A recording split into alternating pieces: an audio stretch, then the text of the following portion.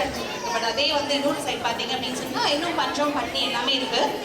But எல்லாரும் வந்து சுயநலமா இருக்கிறதும் இதுக்கு ஒரு காரணம் அப்படின்னு சொல்லலாம். ஸோ இது கவிதை வந்து அதை பொறுத்து அது சம்மந்தப்பட்ட ஒரு கவிதை தான். ஸோ நான் கவிதை ஆரம்பிக்கலாம்னு நினைக்கிறேன். எங்கே செல்கிறோம்? நாம் யார்? இந்த சமுதாயத்தின் அடிமைகள்.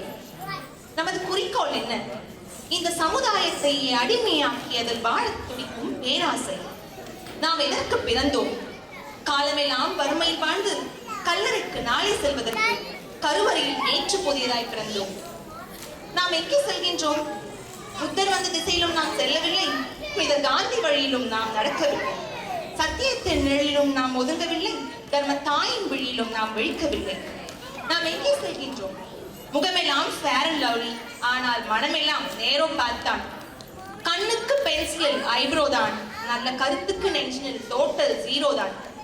உடையின் டிசைன் ரங்கீலாதான், உள்ளத்தின் டிசைன் மங்களாதான். இப்படி நாடெங்கும் நடப்பது கன்றாவி, நாம் நாள்தோறும் விழிப்பது சண்டி. நாம் எங்கே செல்கின்றோம்? வாழ்க்கை என்னும் கடலிலே, மனம் என்னும் படகினிலே, ஆசை என்னும் துடுப்பினாலே மனிதன் எங்கே செல்கின்றான்? நாம் எங்கே செல்கின்றோம்? கலை, கண்ணனே வா என்ற கலை கண்ணாலனே என கமர்ஷியல் ஆனது ஏனோ. ஆனாலும் கலைகளில் ஒரு சிறந்த நாடாம் இந்தியா என்று உலகம் புகழாரம் சூட்டியுள்ளது.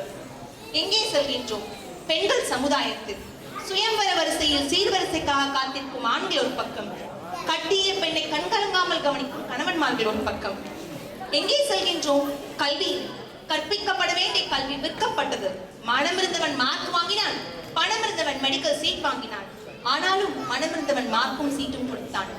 எங்கே செல்கின்றோம்? குழந்தைகள் சமுதாயத்தில் புத்தகம் ஏந்த வேண்டிய பூக்கரங்கள் தீக்கிடியே தீக்குச்சி ஏந்தியது ஏனோ.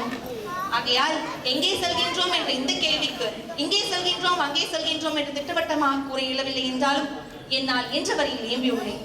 சமுதாய சிந்தனையை சுகதியில் வைத்து, சமுதாய சிந்தனையை சகதியில் வைத்து, சுயநலத்தை மனதில் தைத்து வாழ்ந்தது போதாதா?